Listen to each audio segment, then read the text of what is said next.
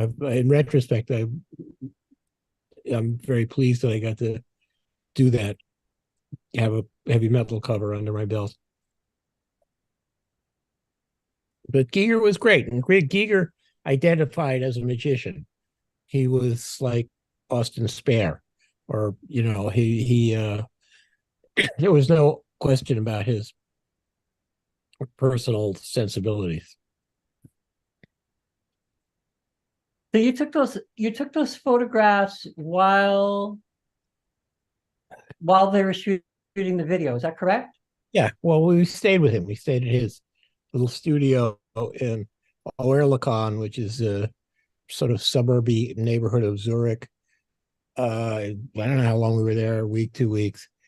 Um, but yeah, during that time and around, there's stuff around his studio. If you see the book, there's a lot of his studio atmosphere in there. He had a bunch of these townhouses in a row that he had knocked together and made this gigantic space. It was pretty fabulous. And that was that okay. Now that was in association or along the same timeline that Debbie was putting out her first Yeah, solo there were album, yeah, right? it was music videos for the two of the tracks from that album that we did with Nile Rodgers Right. and Bernard. And he also did the cover for that. Yeah, did the cover. Yeah. Right. And that was quite contentious, I understand, right? The fact that there were the needles going through his face was through her face was very misunderstood. That It I was read somewhere that Giger's intention was that the needles represented the four elements: there air, was earth, a fire, lot of and water. there was a lot of wordplay involved. I mean, he also Cuckoo title came from him. It was also based on a little reference to Aku, the Thor Heyerdahl book project, uh, different things, and also acupuncture, acu. And he thought they were punked like the safety pins. I think Yeah, he, exactly. Yeah. I think he thought that, I don't think the safety pins would have been a little bit of an overstatement. So he did these acupuncture needles instead. Yeah, it was kind of controversial. My favorite aspect was that the London transit mass transit authority decided it was too severe to go on buses and trains, so they made an annotated version that was just like this with a triangle, which is very Illuminati, but that was what went in the tubes. Wow, that's so cool. I remember buying that album thinking it was absolutely great, right? Okay, it's a good album. Yeah, yeah. Well, also because of the Giger cover and all that. So, um, you're also like people can see your photography on your Instagram, right? They can see the I photography that always you need post. more followers. Anybody wants to, who isn't following me, just please sign up. I always need more followers. And yeah, I try to post stuff pretty regularly. It's a little, I mean, I'm running out of stuff. It's finite. Yeah, that's for sure.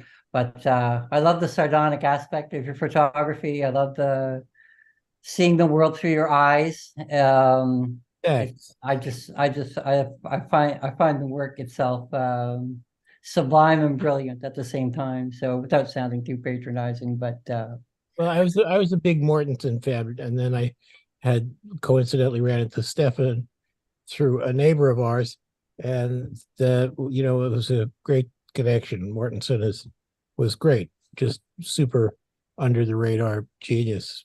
how did you first discover his work? Just out in the world. I had at least 10, 20 years ago, that's whenever that book came out, the main first book. I got a copy of that pretty early on. Well, I can see the affinities definitely, and it's absolutely an honor to have you in this show. And Well, thanks for your support. hey, oh, never ending, I'm sure. Um, I hope all is well. And do you want to hang around for a bit or I'll stick it out for a little bit. Yeah. okay? So Giovanni, do you want to come back and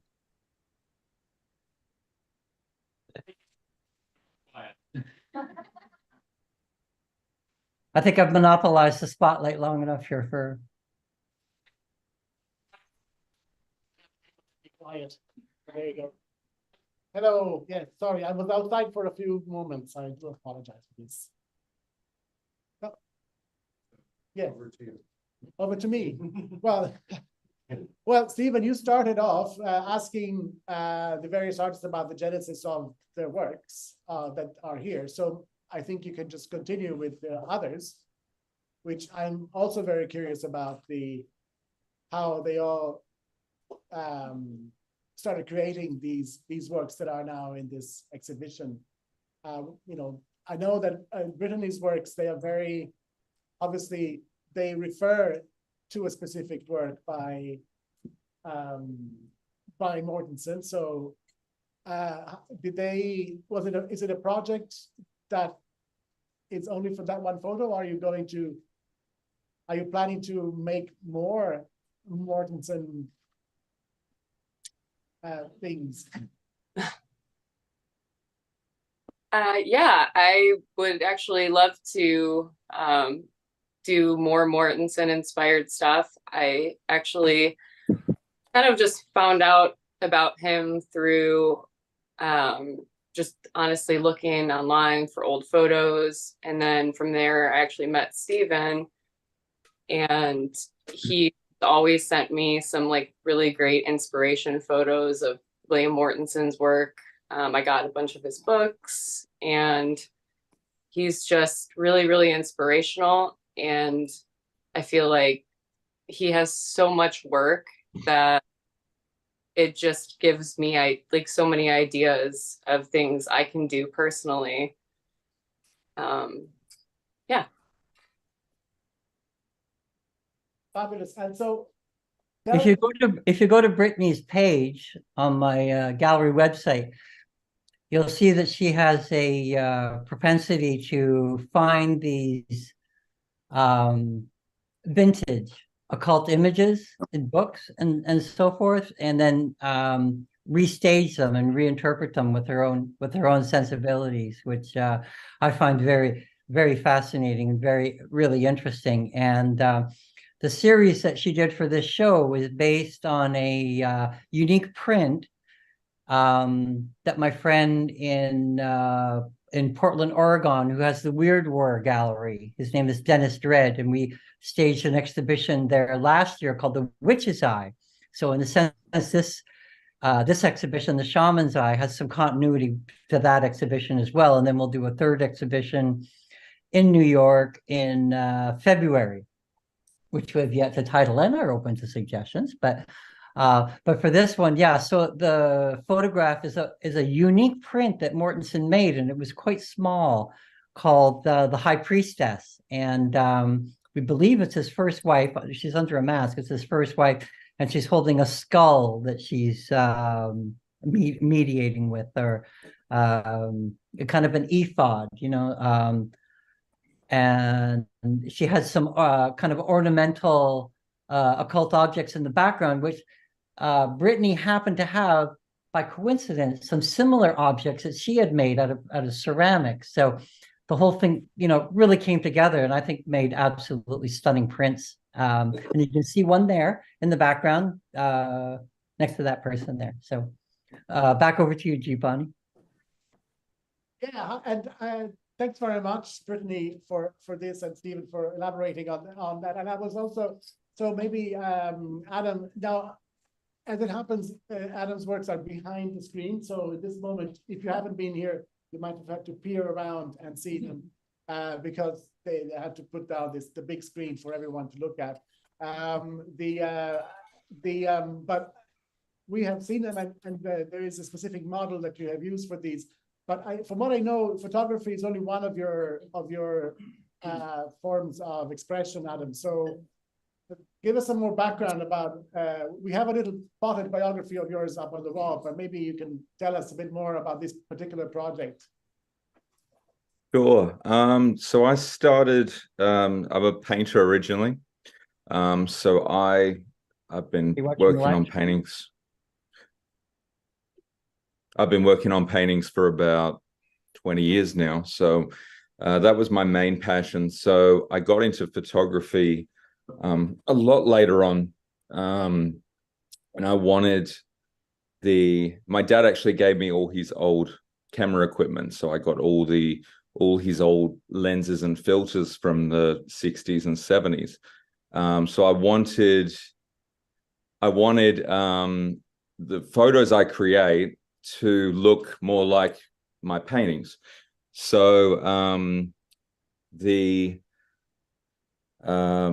process was just I was smashing up stuff, breaking the cameras, and then trying to shoot through those to make it more just a bit different than just a normal portrait. So, and I took a lot of reference from William Mortensen ones, especially for these. These were created especially for this exhibition. The photos of a friend of mine, Kelly Mia. So you can see behind me, I've actually still got up the my home studio section with some of my stuff. So this was shot there, and there's a load of jewelry she's wearing that my partner makes. She runs a chainmail company over here called Le Mortvien. So we did these pieces as a joint project together with the Mortenson influence. So you can see, it's got the slower shutter speeds and things like that. And then it's put through the manual filters, not through the filters that everyone's using these days with their phones. These are the old school ones. And I won't give away a lot of my secrets on some of these ones, but yeah, so this is this, I think the red one is there. That was one of the main pieces for the exhibition called Blood Moon. And you can see some of the posing things. I mainly use the Mortenson references for those. But yeah, it's mainly just making the photos look more like my old paintings. And now I do more instead of painting, I do more Dada-esque collages and sculptures. So this is kind of harkens back to my earlier pieces. Well articulated. Who's Kelly, by the way? I meant to ask you about who the subject is in the photo. Kelly's she's a model. I shot her probably back in around 2018. And I was in Sydney and she was as well. And then I moved to the Gold Coast in Brisbane. And she happened to move up here later on. So I said, I want to put together a project. And she was all up for it. So yeah, it turned out really good. But I checked her out on Instagram. She's like a practitioner of some sort, right? She does a lot of her own rituals and things like that. I won't speak for her, but she's Okay. she's into yeah, she loves the earth and all things associated with that. But this was kind of a bit different. There's some fetish elements in here as well. The mask that she's wearing in one of I think two of the pieces actually for this one, she got in Tokyo, in Japan, and I'd seen just a throwaway thing she did, a picture with it. And I said, have you still got that mask? I want to use that for this. So it's got the fetish element in there as well. That's so cool. They're beautiful photographs, and we're so thank you. I appreciate it. elated Thank you to have them in the show. They just knocked me out as soon as I saw them. And there's thank you for having me involved. Oh no, there's just like a yearning to find out who is this person, right? Like just the presence that this person has is just absolutely stunning, and must have been very inspiring as a subject. And it's great to use.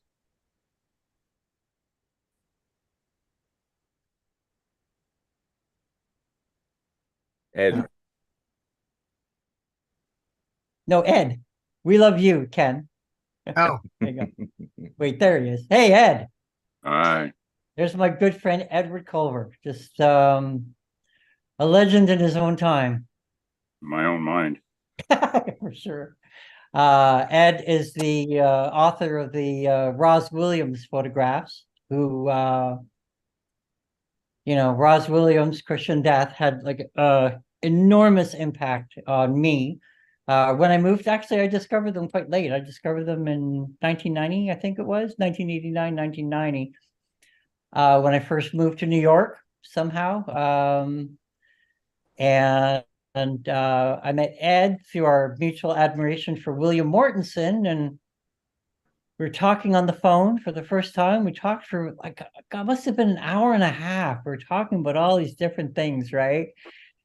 And then at the very end of the conversation, he says, "Oh, what do you think of the Ross Williams photo?" I'm like, "What?" Right? Like, I had absolutely no idea and was absolutely stunned to find out that Ed had made all these photographs of Roz and was actually very close to Roz, was a close friend of his. So just absolutely, and Roz would have turned 60 this year, I think. His birthday just passed. He would have been 60, right? Something like that, yeah. Oh, something like that, probably. So how are things in LA? Great, it's a beautiful day. Yeah. So Nice can you tell to see me? all you people. Can you tell me something? Can you tell me something about your experience or your memories or your interactions with Roz and how you developed this enormous body, this enormously beautiful body of work? And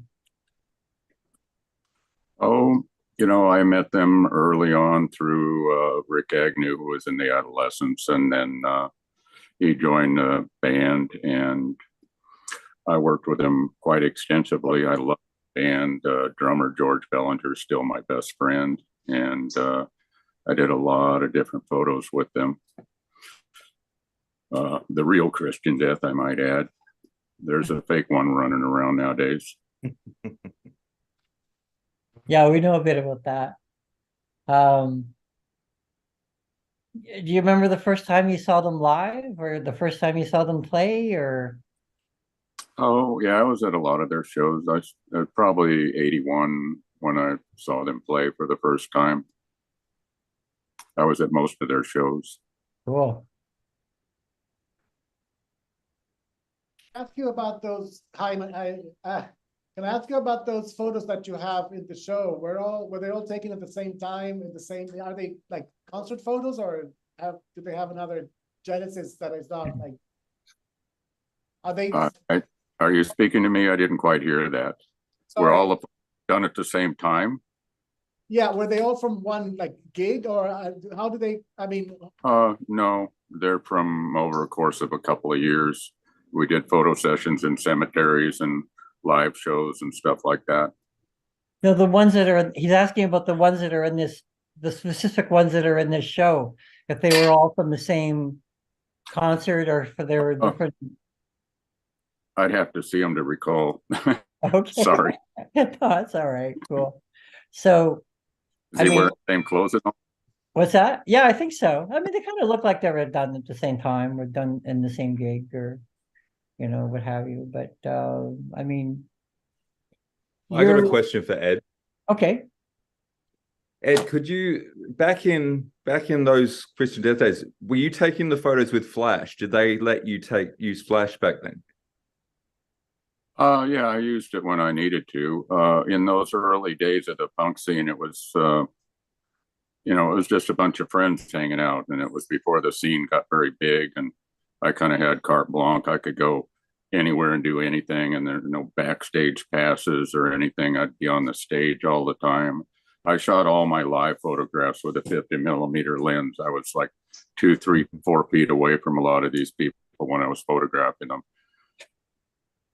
Yeah, I'm just very jealous of the lighting in a lot of your ones because I shoot live and well, yeah, the contrast is always amazing in those kind of ones. That's an understatement that Adam shoots live. I mean, he said what you shot the Smashing Pumpkins and Jane's Addiction. Most recently, I saw those photographs. Two of my favorite. Yes. Who shot those? He did. Adam did. I do a lot of live photography, Ed, so that's why I was interested in those back in the day, your process of doing those photos, because it's it's crazy to think that people had to take rolls of film out and put them back in during a show and things like that. So Yeah, that was quite a bit different. One time my little rinky-dink flash had been broken by somebody jumping off stage, and I didn't have the money to buy a new one, and I was shooting a live show with my flash, little rinky-dink flash tape from one side of the camera up over the flash and down on the other side, and I was in the pit at the whiskey and managed to take the tape off and let it kind of dangle and change the roll of film and taped it back on and kept shooting. Wow. Different time.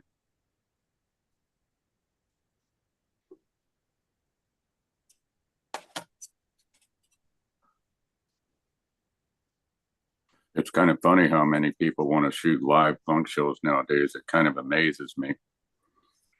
There's a video on YouTube called Black Flag Reunion 1983, and it was at the Olympic Auditorium. There's one mislabeled as being at the Santa Monica Civic, but there's a crowd of 3,000 people, and I'm the only person visible shooting photographs. Yeah. Yeah. All that stuff. No, I mean, I regret not having shot more, but I was always multitasking all this different stuff. Right.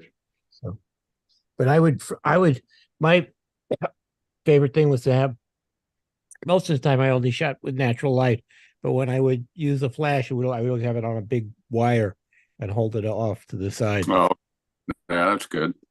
Yeah, so I get the. I would switch off. Yeah, I'd switch off my flash when, you know, the lighting would always change, and it was like, oh, it looks cool, and I'd turn off the flash and open the camera and shoot a picture, and then the lighting would change, and I'd turn the flash back on and wait for it to charge back up and stuff.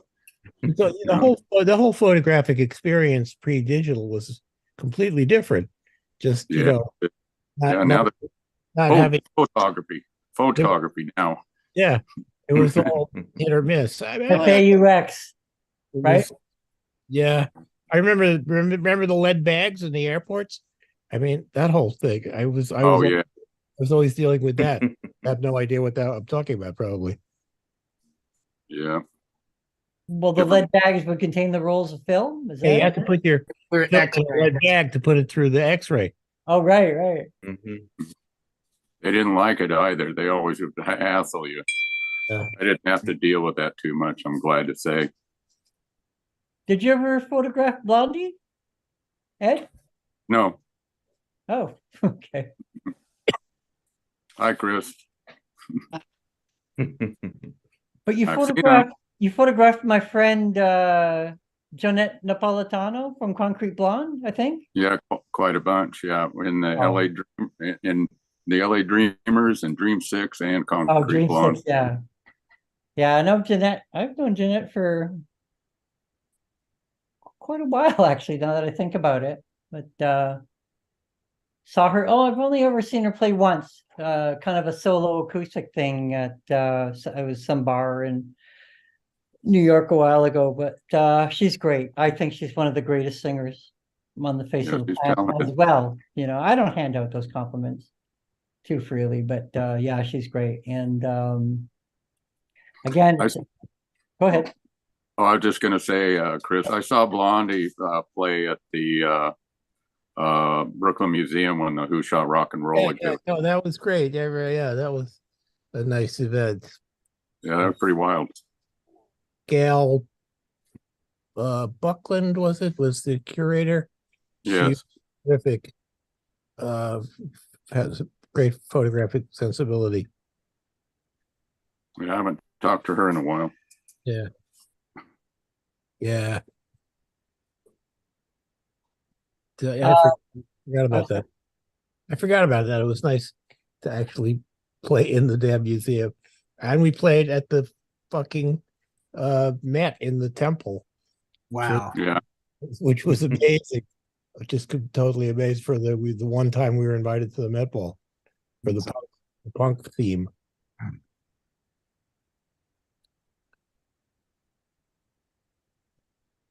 Is Cormac still there? Hey, do you want to come up a little closer to the camera? I only see 4 people. He's in the gallery. Mhm. Yeah, he's in the gallery. So Cormac did the absolutely stunning portraits of Iggy Pop. And Yeah. Yeah, Iggy, I think Iggy, this is the entire spirit of the Midwest, you know, the true rock and roll gritty spirit of the Midwest. In as a singer in a band, you know that my nickname in high school was Iggy. You know, like the rockers, you know, kind of poke fun at me by calling me Iggy, right? So I thought that was pretty cool, man. So yeah, I think Iggy's but Iggy is so special. The first time I saw Iggy live was when he opened for the Stones at Pontiac Silverdome. I think there was something like 75 or 80,000 people there. It was fucking unbelievable. And it was Iggy Pop, Santana, and it was Santana when they were really great. And the Stones when they had Tattoo You, which I consider, you know, one of their comeback prime, you know. But Iggy was not well received. I mean, seriously, it's his fucking hometown, and people were booing him. That's not his And crowd. it was just heartbreaking. Well, you know, the Stones and Iggy, yeah, I think that was pretty.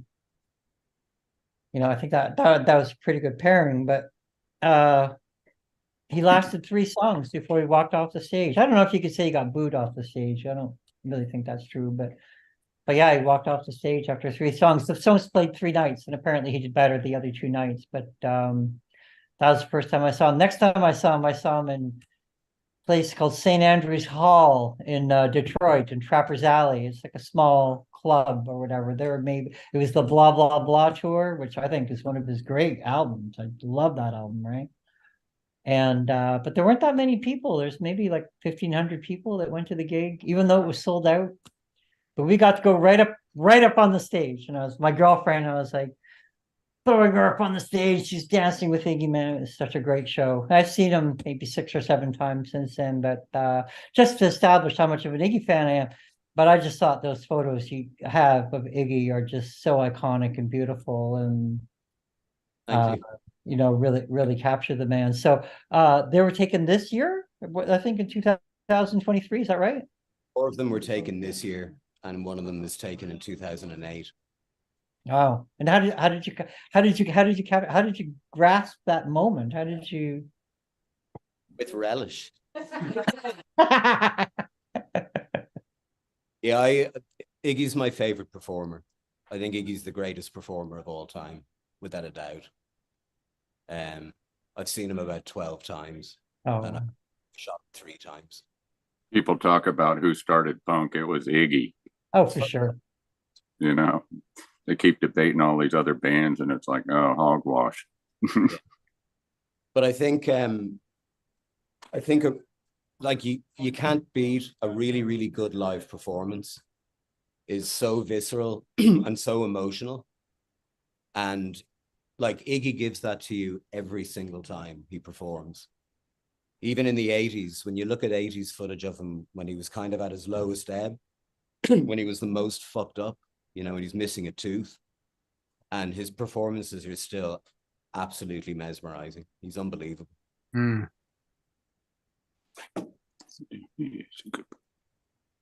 Yeah, I've never met Iggy, but last time I saw him at Irving Plaza, we got there quite early and we're standing room right at the front. And when he played Lust for Life, it's like a weird dream. He was on stage and he extended his hand out to me, and it was definitely to me, right? Probably because I was looking at him with such reverence, and like I grasped his hand, like, bro, right? And he held it there for like a minute. I was thinking, okay, maybe this is going, you know, maybe this is awkward for me, but he wouldn't let go, right? It was so fucking cool, right? It was just one of those moments that I absolutely cherish, right? But yeah, definitely, I think those are some of the best Iggy, if not the best Iggy Pop pictures I've ever seen. And I've told you that, and I'll state it publicly. I just absolutely think those are masterpieces. And judging by the reaction that they've gotten on social media, I mean, they're very, very popular images. So wanted to ask you delicately actually about the Shane, but again about the Shane McGowan portrait, how that came about. That was an after show. The Pogues had done, I think it was a Christmas gig. They did a Christmas gig. They used to play every Christmas. And there was an after show in a venue in town called the Voodoo Lounge. And Spider was DJing. And Shane was there, absolutely fucking shit-faced drunk. And he got up on stage and he was just singing into his hand, screaming into his hand. Absolutely. Oh, wow. So I got him. That's great. Wow, what a great story. Yeah, poor Shane. It's very sad. He lived a life. He lived, right? He really did. It's a miracle that he lasted this long, I think. I know, right? But yeah, I saw the picture of him last week on social media in the hospital, and I just went, oh, Fucked, absolutely fucked. yeah, that's not good. But 65. he lived, laughed, and loved his own way. Yeah, he really did. Yeah, I think Ireland's lost its greatest songwriter, without a doubt. Well, two of them in 1 year, really, right? Yeah, yeah. You know, and Yeah, that I was maybe. watching that. I was watching the video that they did together, "Haunted," right? Beautiful. I want to be haunted by your ghost. Him and Sinead O'Connor. It's just like, Yeah, Sinead. I've been again a huge fan yeah, from the Yeah. beginning to the end. Yeah. You know, and I was actually quite fortunate because a few years ago, her email, she published her email accidentally or whatever online or something, and I sent her a long note, you know, and just telling her how grateful I was to be living in the same time as her, and how aspirational her music is to me. And I have days where I play nothing but Sinead still now. So and also I was there when that whole Bob Dylan concert thing happened. I was in the 15th row. saying that, yeah. And there's some urban mythology surrounding that. She was holding, it was really only like maybe not even half, I would say, but maybe a third of the crowd that were being acrimonious towards her. And she was taking it, she was holding her own. She was standing toe to toe. And when she came out screaming, the Bob Marley thing, it was just chills. You had chills running up and down your spine for that. And then she walked off. She wasn't booed off the stage. That's not true at all either. She walked off. She made her stand with integrity. Her integrity was intact, and she walked off. So it was an incredible night, I tell you. She was amazing. For sure. So from your vantage point, how does the show look? Fucking great. Yeah, it's an honor. It's an honor to have you in it. And Well, I just want to say it's a major honor to be hanging on the same walls as Chris and Ed, for sure. oh wow. Well, we must have run into each other in the old days. No. On occasion. No, not during the newspaper wars and all of that stuff.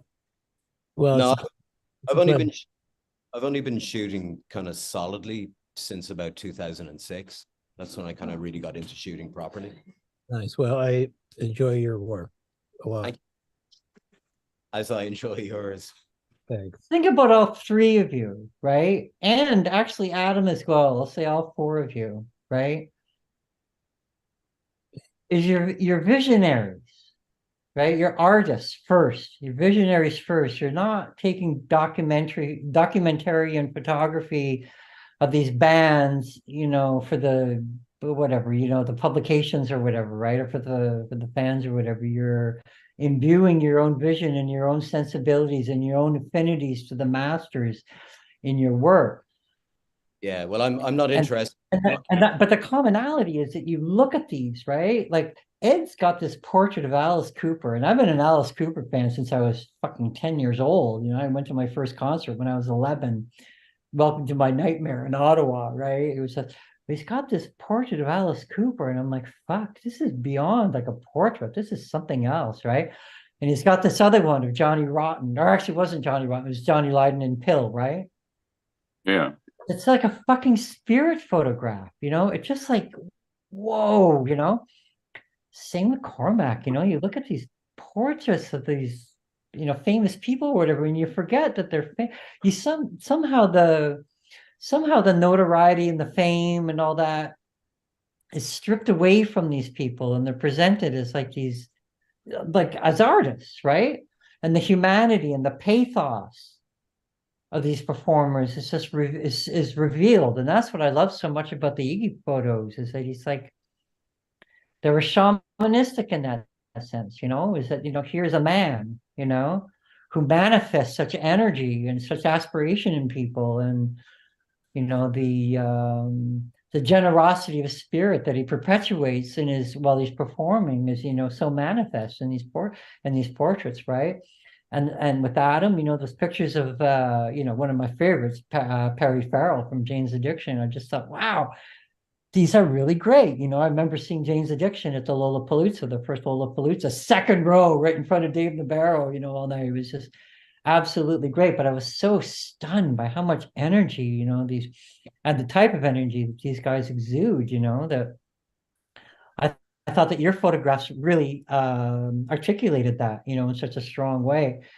And then, of course, Chris, you know, he's got like, it's like the history, you know, that's embedded in this body of work is absolutely invaluable, you know. But then you look at this and you see, you know, the whole human interaction between, you know, the subjects and the photographer and the setting and the whole ecosystem that involves, and the whole interconnectedness of things, you know.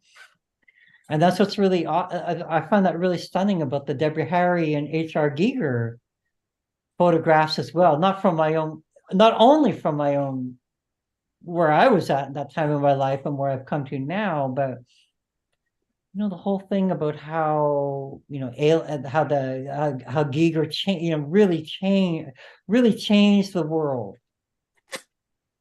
with how he manifested his vision with the art direction and Alien and that, and also how Blondie were changing the world with their musical sensibility of bringing that sort of punk aesthetic to the mainstream. But also there was some incredible shifts happening at that time too. I understand that Debbie was actually offered the role of Pris in Blade Runner. That's something I didn't know about till recently. Also the Isabella Rossellini part in Blue Velvet. So oh no, wow, are you serious? yeah, so I mean, it's all regretful. How many people knew that? I don't know. I mean, we'd met Lynch very early on in the Eraserhead days. She should have done Blade Runner. It's a big regret, but you can't live with that shit, so you let it go. It's a nice movie. Wow. You know, you guys, the Blade Runner phrase is from Burroughs. Mm-hmm. Yeah, actually, yeah, that's true. It was from a different screenplay or something. Is that right? Else entirely, yeah, that Burroughs had written about the Dick book or something like that. Short story. Yeah. And then the producer acquired the rights or Yeah, something. Ridley Scott came upon it, and it was in somewhere in the script, and he latched onto it. I did not know about the David Lynch thing. That's absolutely stunning. Yeah, Lynch is a good guy. You got to listen. I have a memoir coming out next year. Yeah, I was going to plug that next. Yeah, just a lot of stuff, a lot of crazy stuff is in there. I recommend it. See what happens. I hope people dig it. Congratulations. Sorry. Go ahead, Ed. Oh, I just said congratulations. Thank you. Yeah, no, I actually wrote it. I didn't work with Cool. anybody else on it, so I enjoy writing. And like my photo books, I worked on all the captions on the photo books, so that was kind of a lead up to. It should be a good companion to those.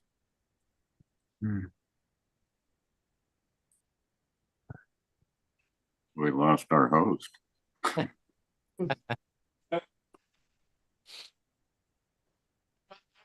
But I was lucky. What could I say? No, sorry, go ahead. No, I'm just bullshitting. I just had to get mine. Oh, thanks. Yeah, Here's what they look like. I have two photo books. The first one, that one's called Negative, is a little more flamboyant and has a lot of people we ran into over the years. I didn't shoot a lot of live stuff. It's minimal the amount of live stuff I shot. I was mostly, just shooting people I was around, and I was lucky to be in the position I was and had access to a lot of people. And here's So- what the inside looks like if you have friends in high places. And the other book is called Point of View, which is a little grittier and has a lot of New York City stuff. Cool. And I just regret I didn't shoot more images of the city back in the 70s and 80s, because nobody saw it coming what has happened. I mean, every same as all the big cities that we're in, but it's all changed so dramatically. Yeah. It's great stuff, man. And I don't know if I showed this. This is Ed's book. Nice. One of the them. Ross. Huh? Yeah, One of one of them. But this is the one that It's really expensive that you can't get anymore. That one? oh It should be available. Okay. My first book is out of print and going for a lot of money. Light at the end of the funnel.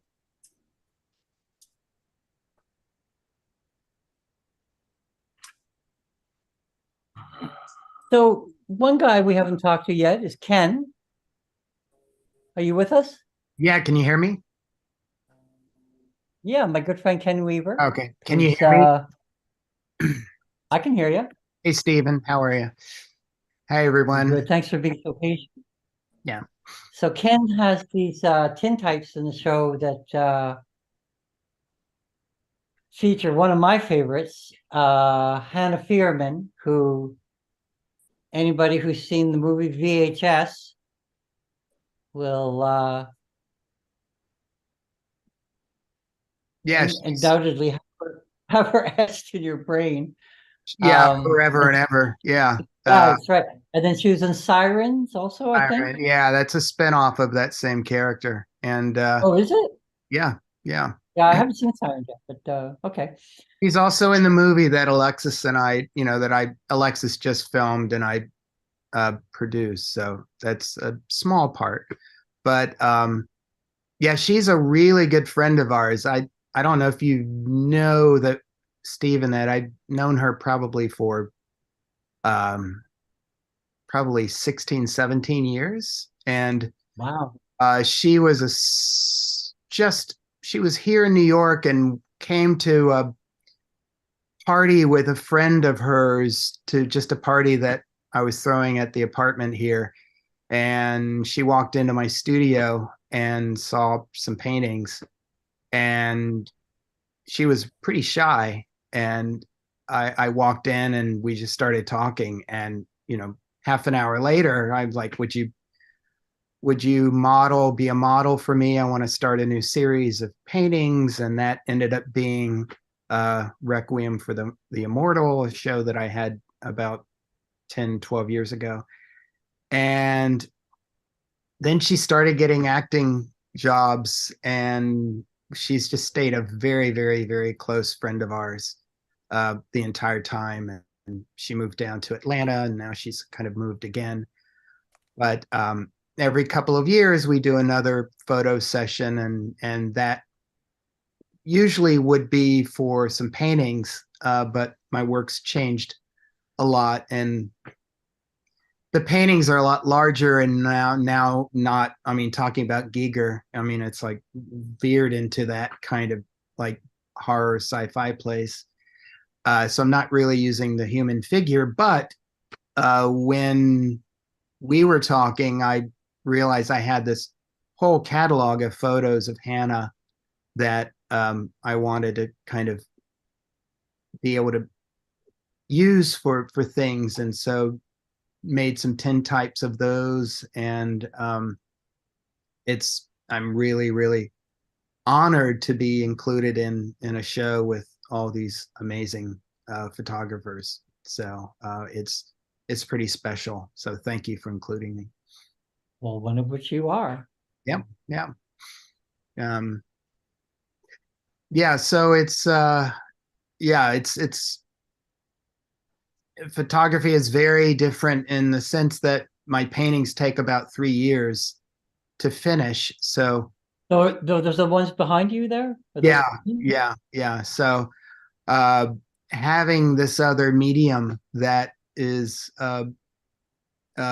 just a little bit more immediate for me has been really helpful over the last decade to be able to show those as well. So it's wonderful to have this experience. And I think there'll be, I mean, talking about the New York changing, I was listening to Chris, and it's like, you know, amazing. I moved to the Lower East Side from art school in 1982 and lived right on 5th between A and B, and you know, the Pyramid Club and 8BC and all those fucking great places. Moved to Brooklyn, well, moved to Williamsburg pretty immediately, and talk about like a change. I mean, it's turned into Epcot now. It's just insane over there. So I've moved way further into Brooklyn, but just this year, an opportunity arose where this old kind of Chinese laundry that's been abandoned forever, we were able to rent the space, and I have a little gallery called 14BC in honor of 8BC. And so that's right on 14th Street. I think, Stephen, you'll be doing something there in February. So That's correct. So I may see all of you again. Certainly will. Yeah. So It's an honor to have you in the show, as well as Alexis, who couldn't join us today. yeah, she couldn't join us. Yeah. But I'm sure we'll do something else, you know, at a more convenient time. Sure. If that's okay, I wanted to get to Erik. Are you with us? Hmm? I think we need Hi, I'm here. Oh, you're good. Okay. Yeah, I was muted. I gotta go. Everyone. Take care and Thank you. thanks, Ed. Thank you, everybody. I love Nice you so talking. much. All right. Have a good one. Bye. Thank you. Woo. Are we good?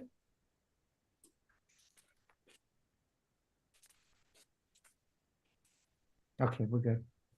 Hey, Trying to. Ed's trying to leave. Huh? Right.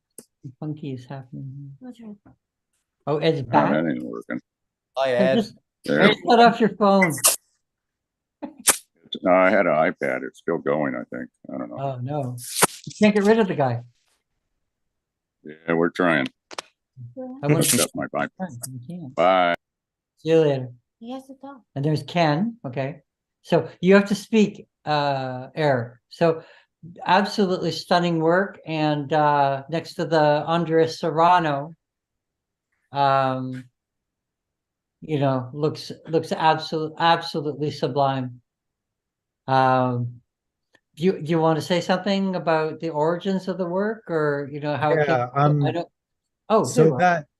that photograph was taken. I build these large fiber sculptures, and that is a photograph of one of them, and I added the moonbow coming out.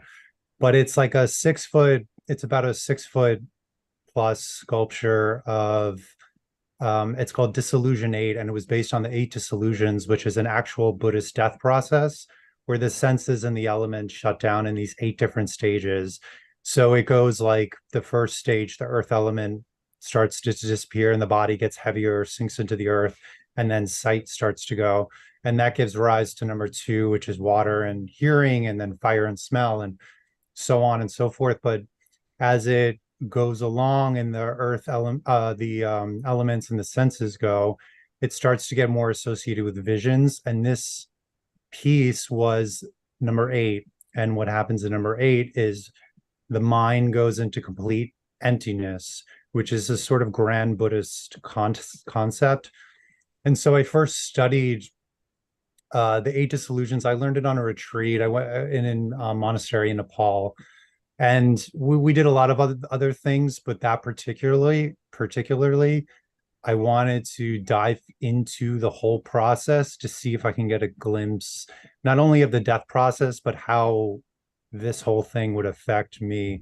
So I built each one of, I would do this visual, because you can do it as a visualization over and over. And I built these 8 pieces having to do with what I saw when I was doing that visualization. So the body of that, and there are all these different materials. It was material study, but that piece is actually mostly made of seaweed. It's a text, I make derive different kinds of textiles.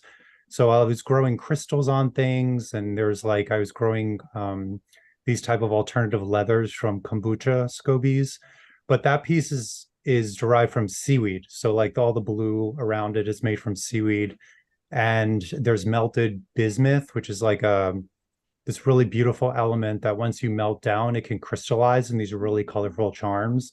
And that's what's going down the center. It's all melted bismuth. And then the headpiece is made of seaweed too. And then I added the moon bow glare to it. But I agree. I mean, Ken mentioned the thing about photographs. It's so wonderful to make work that doesn't take months and months to do, and like research. And so it was cool to be part of this show, to, you know, do something that's quick. Does the sculpture still exist?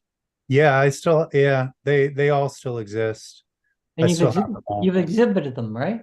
Yeah, I showed them in 2021 at the Morris Museum first, and then they went to a couple other places. Where's And the then- Morris Museum? Huh? Where is the Morris Museum? It's in Morristown in New Jersey. Oh, okay, cool. Yeah, so that's where I made the show, and I made a video that goes along with it. But there's real pieces real people wearing each piece. Oh, where But can we the see the video? museum- What's that? Where can we see the video? It's on my website, and it's on YouTube. If you go, like, if you could find it through my Instagram, there's a link in the bio, and then you can. I'll find it and post it.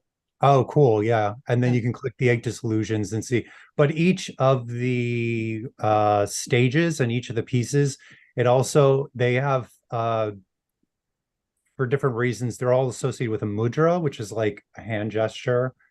So each of those, you could see that. And then they're all associated with a sound. So during the video, you could see like piece 1, and then you hear the sound of 1, and then 2, and then you hear the sound of 1 and 2 and 3, and until when you get to number 8, which is the one that's in the show, and then all of the 8 sounds are together, and you could see the mudras. And when I had the show, they were all the sculptures were, they were displayed with the heads on them, so they were like full body sculptures.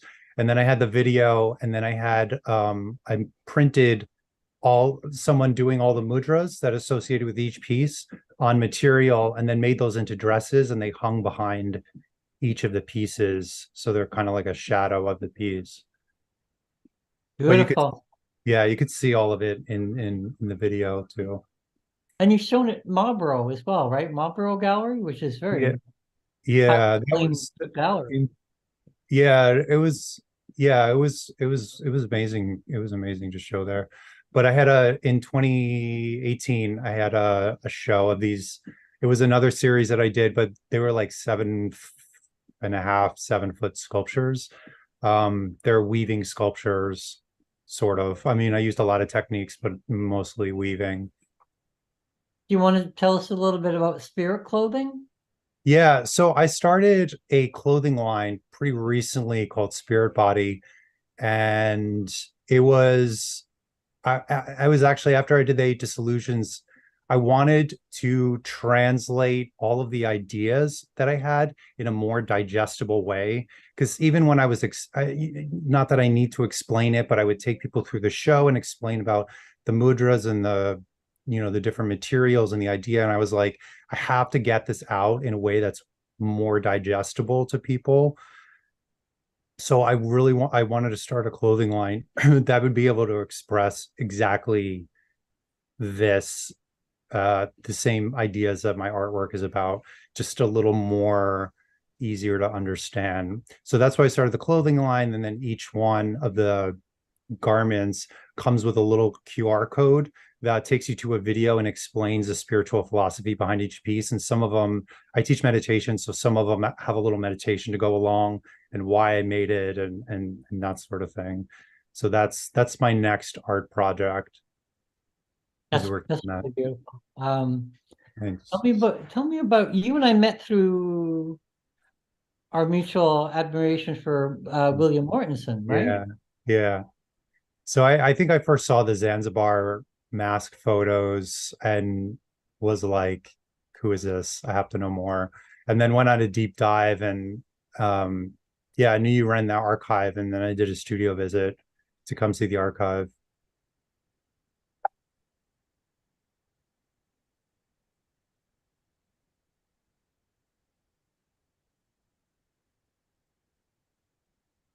Where are you right now? I'm in me. Yeah, I'm really curious about this environment that you're in here. Like with all the I'm in drawers. LA. I'm working on I do costumes for movies, and I'm in LA working on a movie right now. Anything we'll look forward to seeing? It's called Namaka. It's What is a it? What's it called? Namaka. It's like a sort of fantasy, a little bit horror-y indie movie about a guy who goes to Hawaii and meets this kind of god that ends up may or may not murder him at the end. Well, we'll look forward to seeing that. Look forward to your Thanks. contribution to it. But really, absolutely thrilled to have you in this show. And Thank you. It's amazing to be a part of it. It's super cool. I love everyone involved. I mean, there's not anyone involved who I'm not proud to show along with.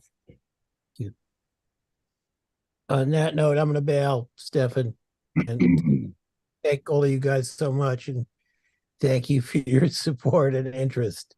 well, Always around. I will run into you guys hopefully sooner than later. thank you so much for It's okay. It's what it is.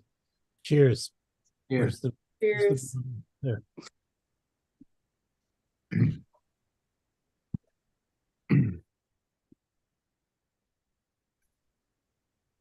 So where's Brittany? I'm still here. Oh, there you are. Yeah. Quiet as a mouse, right? Yeah. So why don't you tell us a little bit about your artistic practice? You're in Ohio, correct? I am. Without giving out your home address. What part of Ohio? Are you near Akron, or you're near Cleveland, or what kind of I guess what I'm trying to get at is what kind of community do you live in? And how do I mean, your work is obviously very very brave, and no, it's your work is very well informed, right? Very, very determined. I'm choosing my words carefully here. Shows extreme courage, and yet it's not work that, you see a lot of this work that's like, oh, look at me, I'm a witch, or like it's so over the top that it's not, I mean, in my mind, in any case, it's just not effective, it's just more about, becomes more about pageantry than anything else, or the self-proclamation or self-aggrandizement of, being someone who's like, has, access to hidden knowledge, or, when, the work itself doesn't really go beyond that. It's more of a stylistic approach to, representing oneself, as opposed to art that is actually genuinely a healing device, which in my mind certainly is the most noble pursuit that an artist can take, is to produce something that contributes to the spirit of mankind, right? And something that acts as a healing device, particularly in these ever bewildering times, when people question, the hegemony, and they question the structures of authoritarianism. And those are the times when people tend to turn towards the more mystical and more metaphysical things, for affirmation. And that's, of course, the art that I've always championed. And, that's what the show is all about. And, your work has always struck me as being, of that sensibility, of that affinity. So yeah, so I'm wondering, what kind of community you live in and how you're perceived as an artist. So my community, I'm originally like a Clevelander, so from Cleveland, Ohio. Went to college there for art, to be a painter. Photography is just something I kind of got into just out of nowhere, really. Like, I always messed around with cameras when I was younger. And then even like in art school and stuff, I didn't really do too many things with cameras, like not even really photography, just kind of like, the throwaway cameras or like the basic, Kodak, whatever was popular, the film cameras. And then, yeah, I just really kind of got into it more so as a way to kind of express myself through my knowledge of painting and like design. It was just something that I feel like photography can really show different emotions more so than certain paintings, or, like it's a real person, it's a human, you're bringing in a human element to it. So to me, it was really just something I was kind of drawn to. And then just references of things that I'm interested in, like a lot of the 60s and 70s occult horror movies, even earlier than that, like the Roger Corman stuff, everything like that kind of just the look of the films back then, like, Vincent Price starring in everything. I absolutely loved all of that. So to me, it was its own art form, and it's something that just really inspires me, like, deeply. So yeah, so my own community is pretty open to any sort of artist. I'm in the Akron, Cuyahoga Falls area now, so there's a lot of art. It's not necessarily the kind of art I'm into, like the darker stuff, but there is definitely art here. So it's been, I guess, welcoming to say the least. Mm. Do you guys have questions for each other?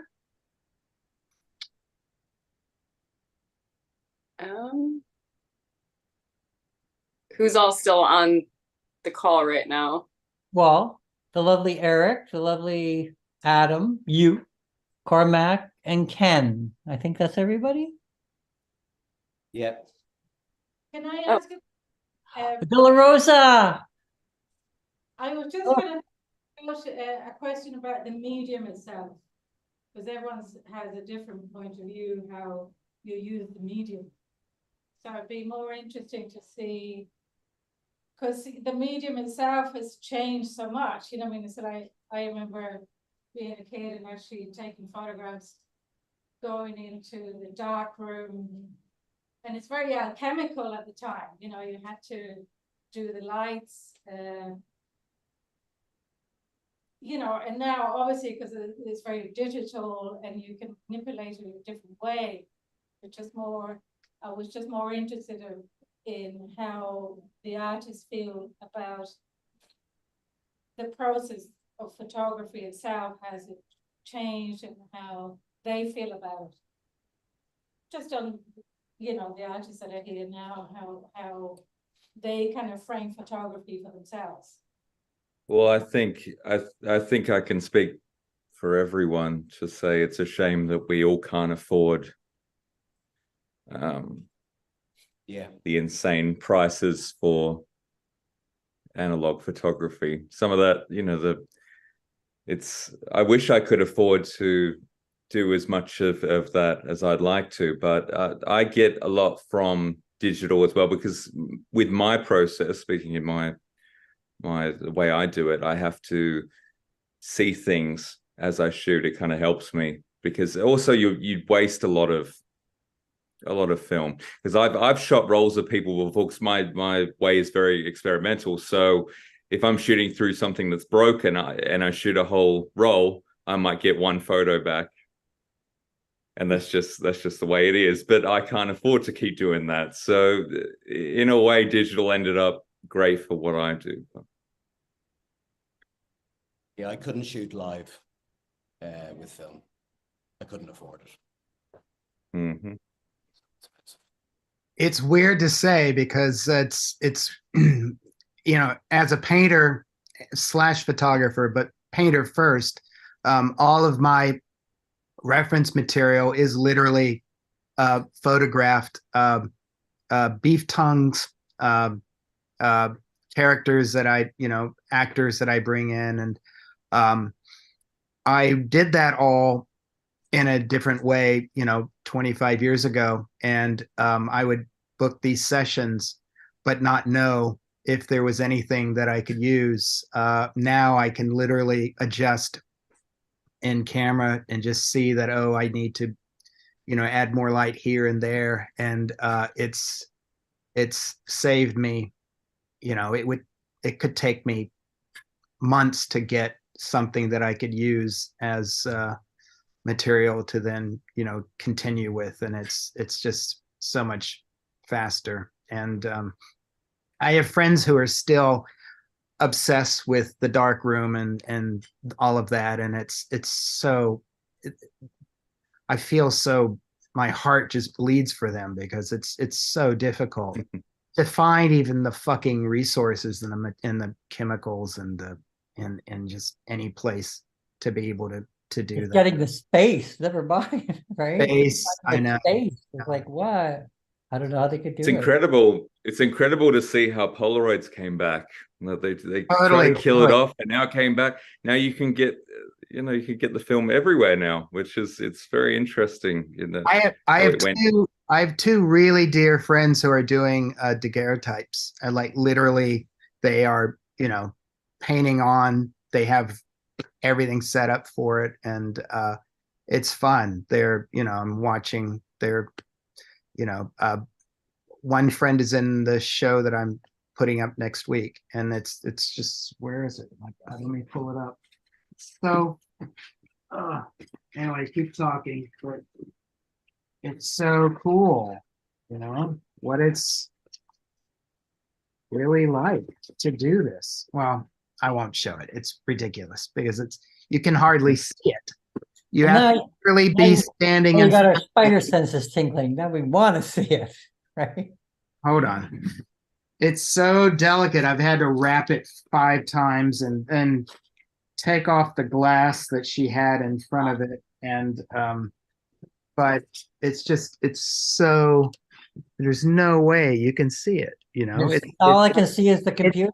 No, it's impossible. You have to literally be standing in front of it to see it. And that is so different from 99.9% of photography now, Well, that's what makes the art a primary experience. Yeah. Right. You have to see it in the flesh. Yeah. Be in its presence. Yeah. And your subjective experience to it, but have like an immediate interaction with it, not like a secondary one where you see a JPEG of it on a computer screen or a print of it in the book that all becomes, a picture of a picture of a picture of. Sure. And every step of the way, you're once removed from the artist's intentionality. Sure. Right? Sure. Which is what makes art relevant It's what makes art crucial to our existence. It's like the last remaining vestige, although it is mass produced, you know, to a ridiculous Sure. extent. But Yeah. you know, in some cases where they take that into account as part of the conceptual execution of the work, okay, you know, there's that. But it's so misunderstood, it's becoming so misunderstood and unappreciated in its purest form. Like music, you know, for thousands of years, music was meant to be heard live. Mm-hmm. Recorded music is only what, like a couple of 100 years old, I think, at the most. Yeah. Right? So music as a primary experience almost was meant to be experienced live. That's why live music is music in its purest form, right? Whereas recorded music, that becomes like one step removed, although now that's becoming the primary experience. So, you know, I thought I'd bring this little dinosaur out for a moment. Who can tell me what this is? I know someone knows what this is. This is William Mortenson's camera. Oh, wow. Yeah, I was very lucky to get this. Wow. He gave it to one of his assistants, along with all his personal collection, which went up for auction. And nobody knew about the auction because it was this really, I don't know, remote auction house. It wasn't advertised. Anyways, and then the owner of that collection contacted me about a year later and said, "Hey, do you want to buy it all?" And I said, "Yeah." And this was included as a gift, along with some of the masks, which I ended up gifting to a foundation. But yeah, this is Mortenson's original camera. And I have a couple of shots of him actually with this camera, but this was his main one. And this is the one that he crawled around the set of the Cecil B. DeMille film, King of Kings, and produced that incredible body of work. And it was the first time, actually, that a photographer was allowed onto the set of a film. I didn't see if I got this right. Yeah, it was the first time that a photographer artist was allowed on the set of a film and shot the action while they were filming. Before that, they had to restage the scenes. But Mortensen somehow convinced Cecil B. DeMille that he could do this. He could, you know, walk around the set, and, you know, Cecil B. DeMillion is like an adjective that describes, you know, excessiveness and grandeur and pageantry and all those things, right? So, yeah, it was very welcomed. And then the results, when he showed them to Cecil B. DeMille commissioned him to make a book, an edition of 50. It's a huge book. I actually have a copy, and one's in the collection of the Vatican, actually. So, anyway, sorry. Sorry to interrupt. I wanted to touch on what you said also about seeing the pieces in person. Like, for those people who are there at the exhibition, I'm kind of jealous that you get to see all the actual pieces. Fucking thank you for putting on an exhibition. It's not easy. It's like so easy for us all to gather together and be on Zoom, and it's wonderful. We can click on and click off, but to put on a show, get stuff over there, hang it up, and be able to stand in front of it is increasingly miraculous in this day and age. So, you know, I mean, not to jump in, but doing it myself in a tiny little way, it's like I have a brand new respect. And Stephen, again, thank you, because you are tirelessly working on putting these shows together, and just I've learned so much from just being near you and observing and listening to you. So, well, that's very much appreciated, and thank you. I'll accept the compliment. But without the artists, there's no art. Okay, without you guys, there's absolutely no art. And we, as presenters, as enthusiasts, collectors, curators, presenters, you know, we have nothing to work with without the artists. So to me, the artists and the teachers are the true heroes in our culture for me, right? The true artists, actually. And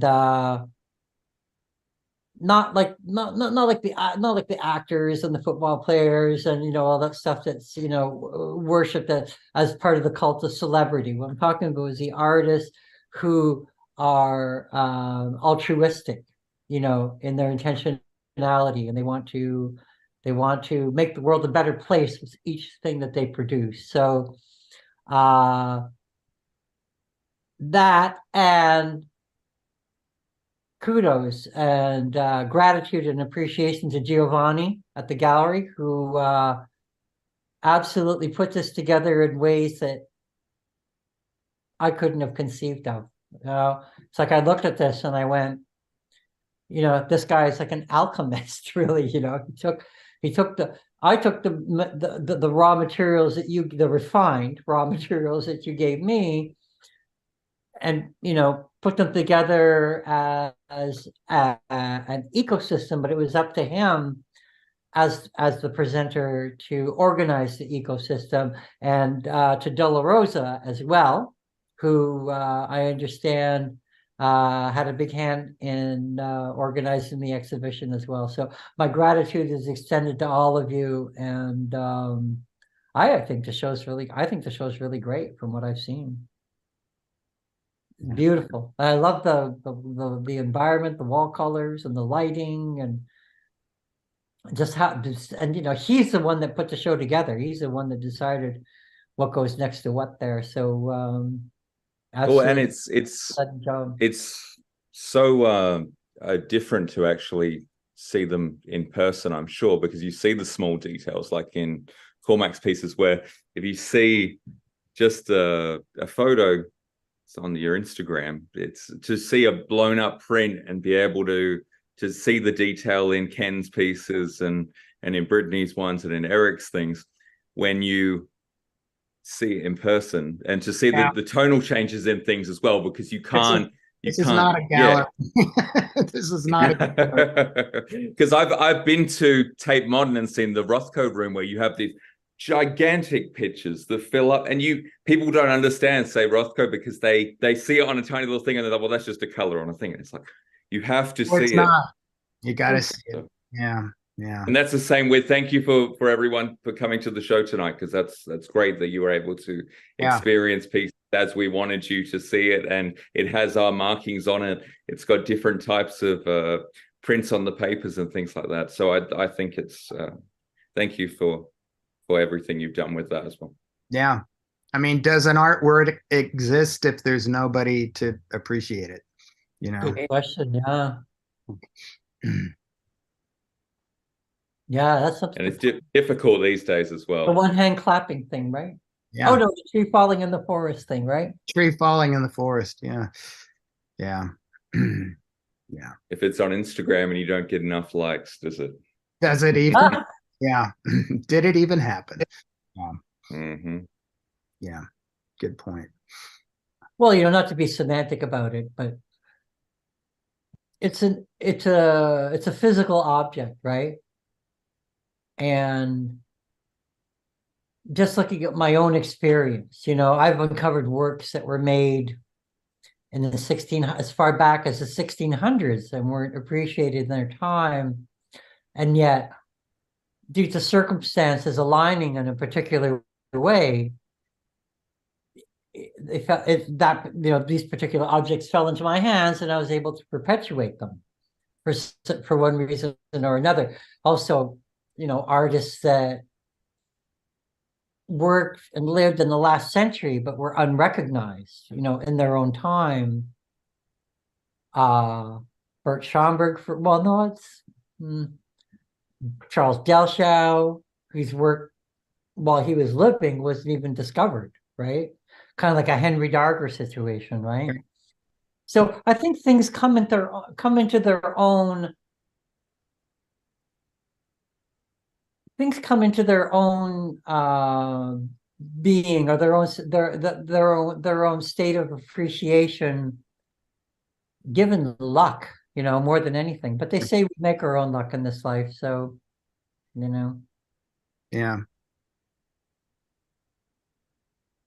It's like that apocalyptic seed bank that's, I don't know, somewhere. It's like, I just feel like you have these seeds that then you, Stephen, can find and replant, and these things blossom, and a whole new generation of people get to experience it and marvel at what you've uncovered. And That's the best case scenario. I know. And I leave it to future generations to perpetuate as well. Yeah. Well, that's the teaching part. Yeah. So Or building a legacy. yeah. So Does Well, anybody have any last words or? I need a Um, glass. Oh, Oh. Me? why not? Okay, I just wanted to say thank you to everyone that is at the gallery right now. It's awesome. Like Adam said as well, it's so cool that like people can actually come together and see the artwork in person. I feel like that is just really, really a great thing, and wish I could be there, of course, but this is really cool. And to Stephen, thank you as well. I'm so grateful. And to all the other artists in the show, I'm just like thrilled to be alongside everyone. Yeah, same here. yeah, same here. Yeah. Thank you. E5. 10% people, there's another room where there's, the people who have been coming in and out. It's like a reservoir of people who are coming in just to see the talk and then circling over. So there's a lot of people here today, very excited about all the works. And thank you very much to everyone for contributing your ingenuity and your talent to making this wonderful evening. Well, I don't know. Were you in the room when I was giving you your accolades? Not to be, but yes. Okay. Well, I just wanted to, on behalf of myself and presumably everybody else, involved on our side here, on our side of the screen, extend our gratitude and appreciation for the level of integrity of the artists that you've put in the forefront with the presentation. Presentation is everything, as a former associate of mine taught me, and it's absolutely true that when you treat and present the work with respectability, people approach it with respectability. And I think that the level of reverence that you've created in this installation inspires the viewer to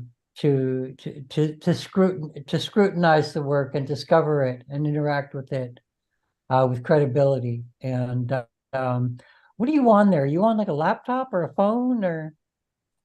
Yeah. What is it? Laptop. Oh, is there any way you can pan or is it nailed to the floor or? I'm just wondering if you can give us a quick pan of the show. I have to, I will go around the whole show. I will just disconnect the big screen. So you guys won't be able to see the big screen anymore. Oh, there you go. And go. What a handsome bunch of people you got there. Yeah, but now hold on, because now, well, we won't hear you, but here I'm going to go around so you can see the whole show. Oops. Oh, wow. Okay, so the Mortensens. Nice. You'll be able to see the people in front. Sorry, guys, if you're going to be in the thing, you can be. Don't worry. Oh, wow. Are the Iggy Pop works.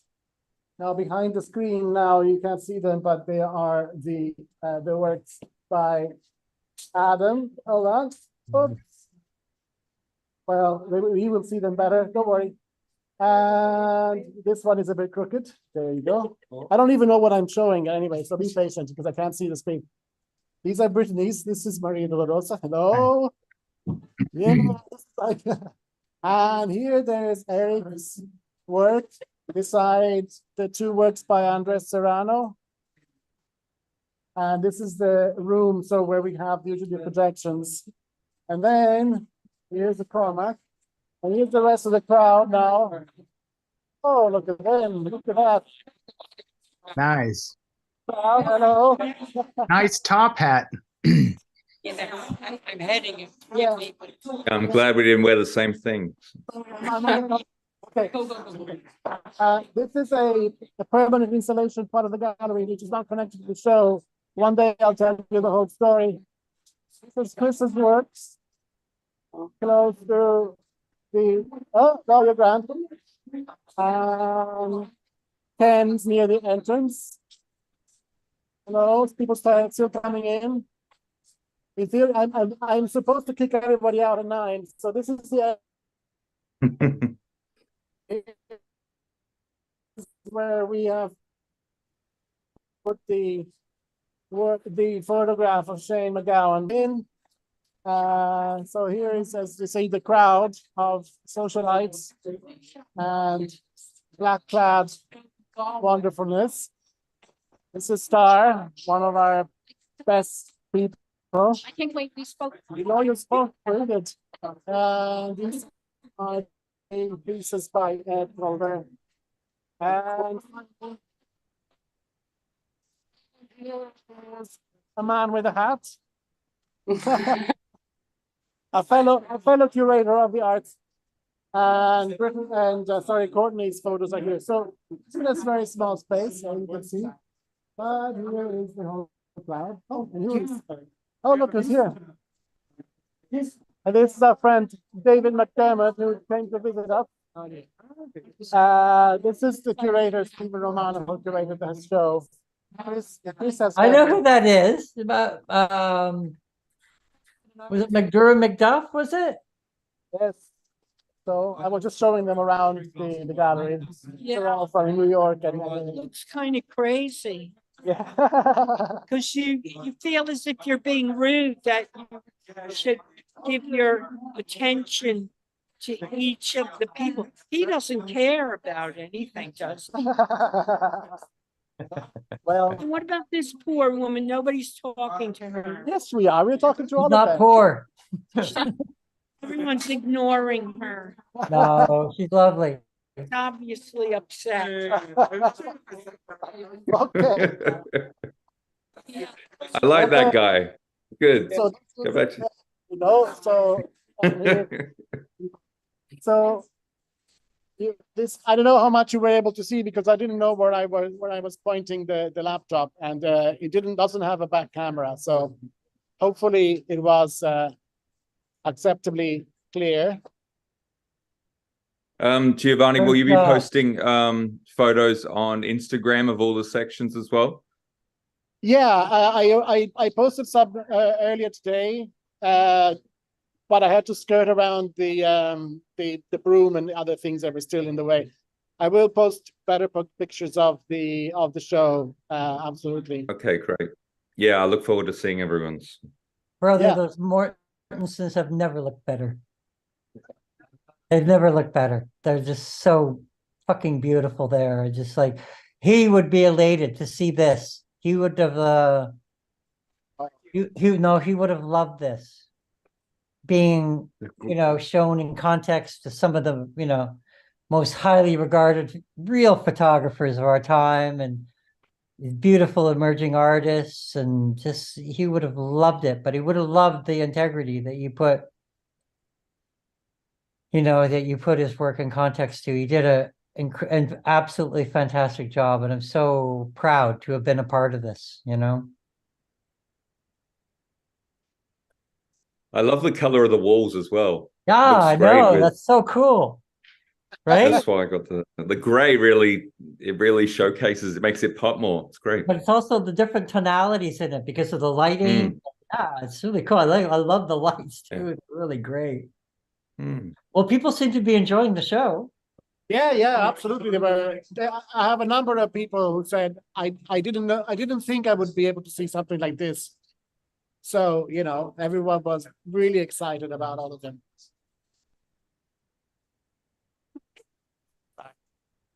some people are still arriving and I'm saying hello. Yeah, this is kind of a place where a lot of the alternative crowd would congregate on Thursdays. Yeah. Free drinks. Yes. I should probably, as an experiment, one day I should have a dry opening, see what happens. The best we say about dry openings, the better. Yeah. I've never done this before, done like a virtual opening thing. Yeah. I was sort of wondering how this was going to turn out, but I think it turned out really great. Yeah. Right. I think I should go and socialize with the guests before I kick them all out. Ken, Well, you can leave us Ken, on. you're on mute. Oh, I'm on mute. No, he's not. I can hear him. No, you're Ken, Oh, Ken is. Thank you. Oh, Thanks. Yeah, I'm gonna have to run. I've got another Zoom call. So yeah, we're gonna head as well. So. okay, it's great to meet all of you. You too. Look forward to more. So yeah. Thanks everyone for All right. this conversation and for your work, most of all. Thank And thanks, you. Stephen. Thank you, Thank everybody. you, Steve. Thank you, Giovanni. everyone. Bye. Thank you, Steven. Giovanni. Thank you. Thank Bye. you. Bye, Stephen. Bye. I think it's just you and me. Oh yeah, I heard recording stopped, so. It's just you and me now. That was wild, eh? Yeah, that was cool. I was going to cancel at one point. Oh my gosh, I'm glad you didn't. I was just out of sorts and it just wasn't a good day, you know, starting off with Shane McGowan dying. I thought, what the fuck are the chances? How dare he die on the day of my show? Oh my gosh. You know?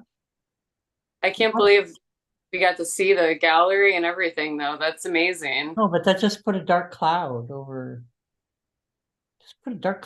things. And I thought the way that guy lived, you know, he was like a major alcoholic, right? He had no teeth and he was just like, Oh, but it was just a great singer, absolutely great singer. And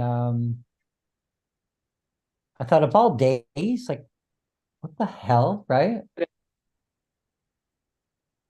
Hang on, someone's messaging me something. I don't know who it is. Oh, Ken again.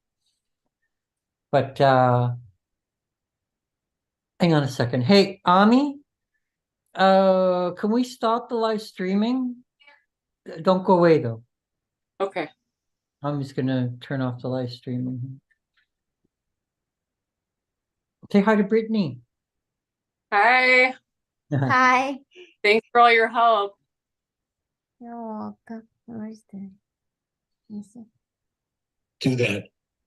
You have a heavy metal cover under my belt. But in retrospect, but Giger was great. And Giger identified as a magician. He was What like is this? Austin Spare, or Sorry. you know, he